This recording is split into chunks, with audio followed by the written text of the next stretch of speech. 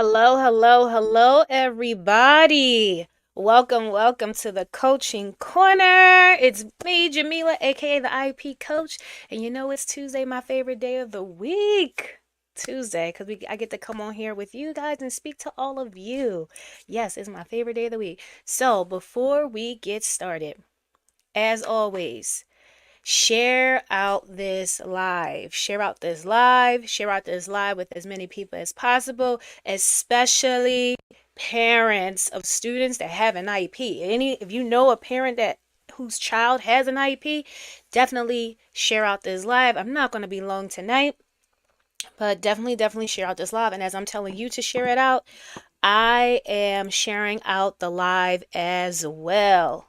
Hello, hello, hello. Let me know where you're tuning in from as you come in. Hello, everyone. Hello, hello, hello. All right. So let me share it out. Oh my gosh, it was so nice. I want to say half of last week. It was such nice weather, and now the cold air is coming back. Like I had to grab my coat today because I was like, ooh, it's a bit nippy out here today. Alrighty. So let me go to the correct page. Here we go. Let me share this out.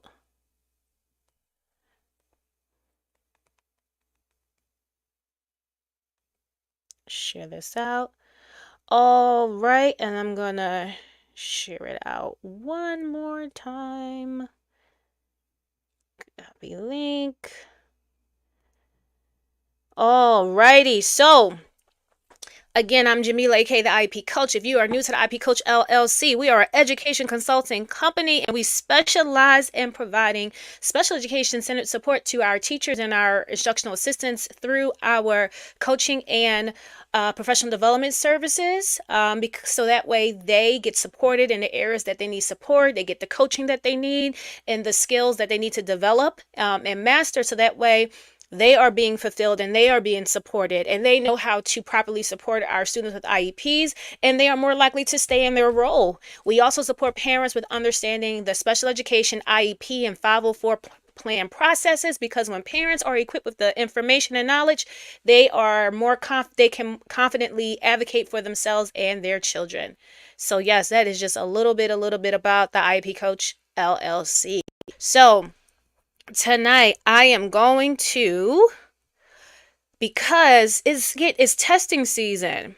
May, April, especially over here on the East Coast, it's testing season, the state testing. So I just want to give you guys some tips on some things you need to do if your school has not started the state testing yet and your child has an IEP. So first thing, you want to make sure that your child's testing accommodations are needed. Okay, you want to make sure they're needed, or if they require some additional or new testing accommodations, you want to definitely make sure that gets added to the new IEP. But you have to make sure it's done before the state testing comes, because schools, especially those that are organized, they make sure every student that gets the separate testing in a separate room, small group testing.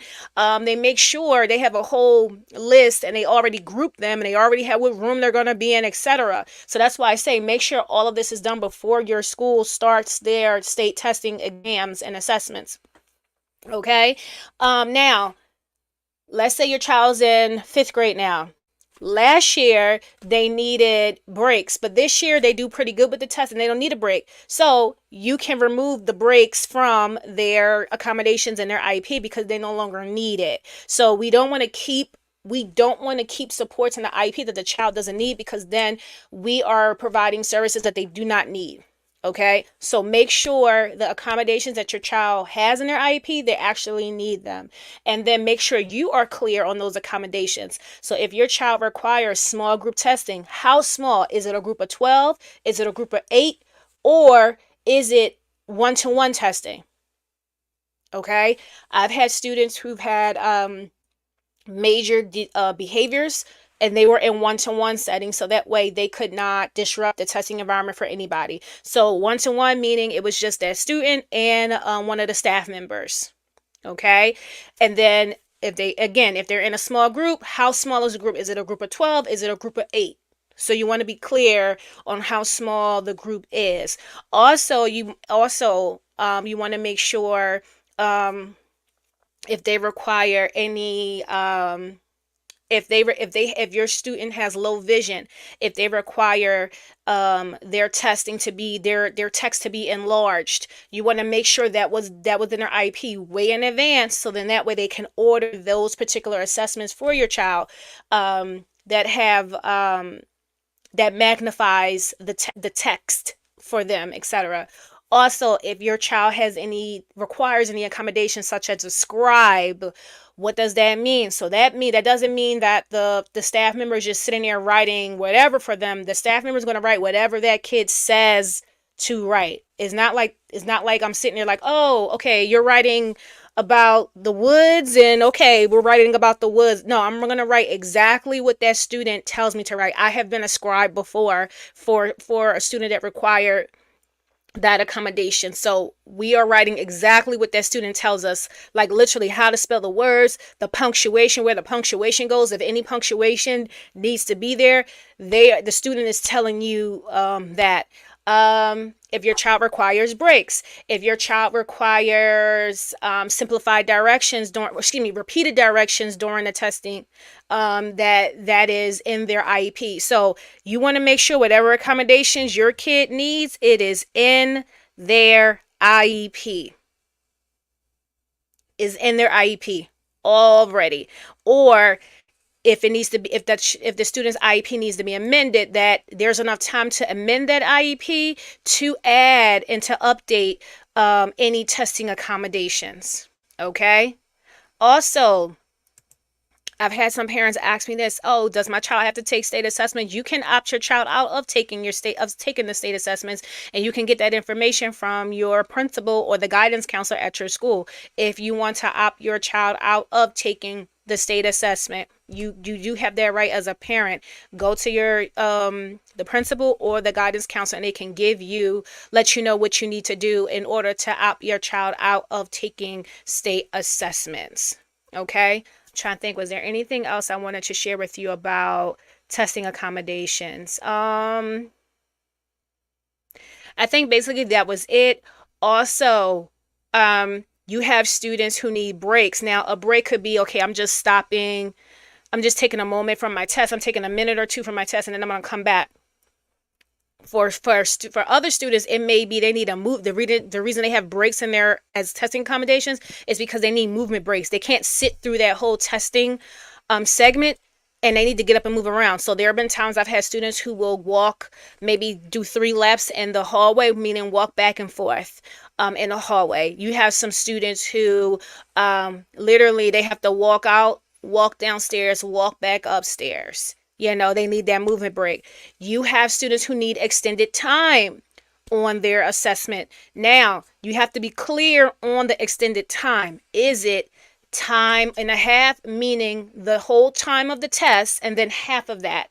So like if a test is 30 minutes and they get time and a half as an accommodation, they get an additional 45 minutes. So they get the whole time and then half of that. So the whole time is 30, and then half of 30 is 15, time and a half. So that's 45 extra minutes on their assessment.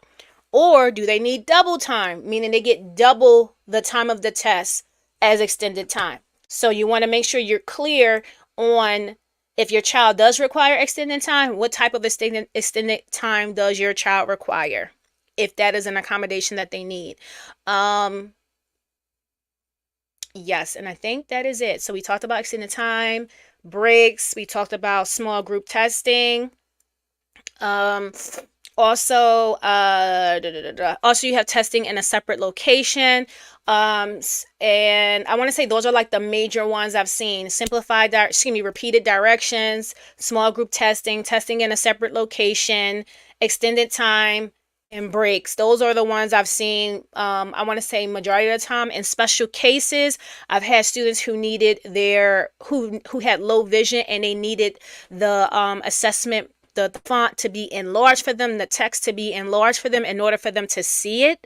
I want to say I had that maybe one time, and I want to say maybe 2 or 3 times I've had students who had scribes, and then I had one student who had laptop on theirs. However, it wasn't like they could go in Google Docs and type their paper, or they could go in Microsoft Word.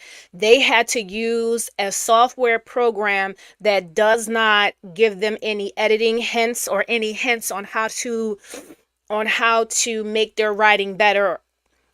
So they had to use WordPad, because when you use WordPad, you're not getting any editing hints at all. You're just typing it. And then when they typed it, they printed it out. And then I remember my guidance counselor, she had to handwrite what the student typed into their booklet. We couldn't just put what they typed into the booklet. We had to handwrite whatever they typed, handwrite it into the booklet.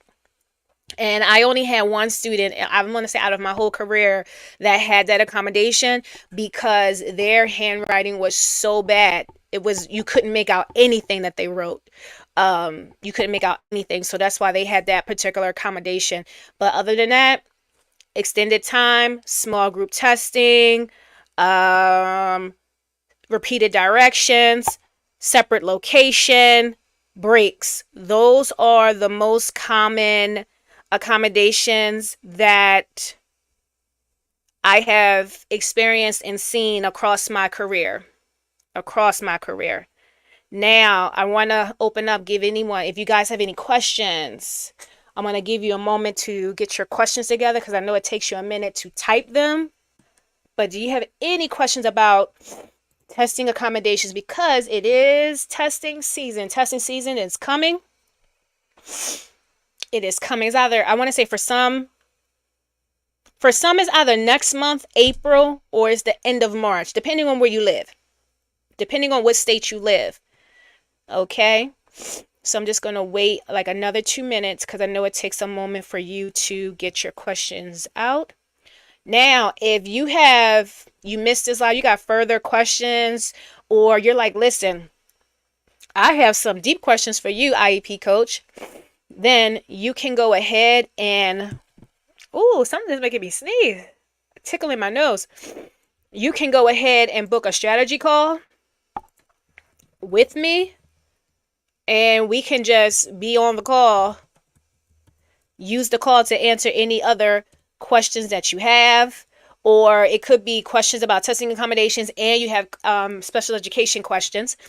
So I'm going to go ahead and share it right there in the comments. I am sharing it here on IG. You can click the link in the bio. Okay, does anybody have questions? No questions? Okay. Also, do not forget that we have our culturally responsive support during... Oh, okay. I have, can you DM us questions? Yes, you can DM us the questions if you have questions. So don't feel compelled you have to on the live. I just always take your questions if you have them on the live, so that, because your question can help somebody else. But if you don't, you can't maybe think of a question that comes to you later, you can definitely DM us the question. And as a matter of fact, I'm going to put it in the story as well. What testing accommodation questions do you have? And you can just put your questions right in there, and I can answer you right away, and then share it on our social media as well. But you can go ahead and DM us your questions if you have them. And also, don't forget that we have our culturally responsive support during Ramadan. We still have that presentation being available to your organization, to your place of employment, to your school. We have that support for you, so you can properly support your staff as well as your students. I am dropping that link in the chat right now.